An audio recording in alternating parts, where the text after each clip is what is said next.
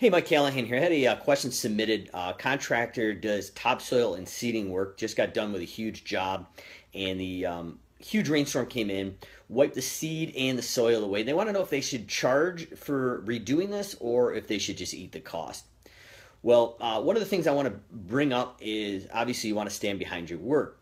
But as far as due diligence before the estimate is, I would have a written job estimate or contract that spells out exactly what's going to be done, how it's going to be done, and what should be expected as a result that you are going to cover in your satisfaction guarantee.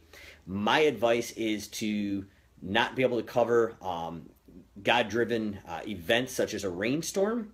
So if you had this in your contract, technically you should not have to cover this. But the other option is build this into your overhead recovery system. On average, if you had, say, 10 jobs and one out of every 10 jobs got washed out by rain, then this is built into your pricing so you can go back out free of charge and follow through on your commitment on this job. We see this in a lot of the landscape design or softscape install jobs where contractors offer a 2-year or 3-year warranty on the plans.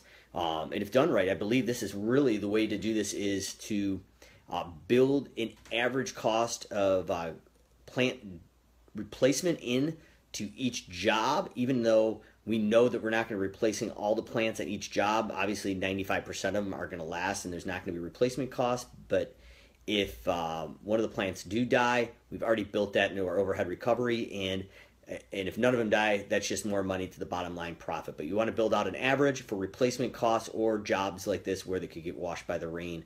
Or up front, you want to state what you're responsible for and what you're not responsible for and have the customer sign it and point this out. Don't have it this small print in the contracts, but point this out and say, hey, listen, this is not covered if it rains tomorrow and washes all the materials. Probably the best bet is to figure out an average of how many times you actually have to do this over a season, spread the additional cost across all jobs. Any jobs that don't recover replacement of topsoil and seed is more money on the bottom line profit, and any that do, you've already covered that cost in your upfront pricing. So if you have any questions or comments, feel free to submit them. Thanks a lot. Mike Callahan with Callahan's Corner.